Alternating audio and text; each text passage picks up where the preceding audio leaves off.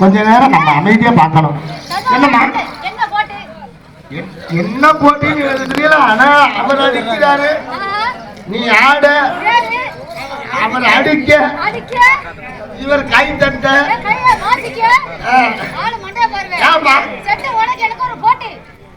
Set போனாரா?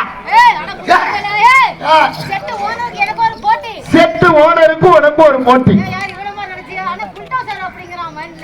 யாரு அவன? அத வீணா போனவன். அந்த வாத்தியமே விளங்காது. இருந்தாலும் செட்டு ஓனருக்கு உனக்கு என்ன போட்டி? அந்த மாதிரி செட்டு ஓனர் நிறுத்தி நிதானமா வாசிக்கணும்.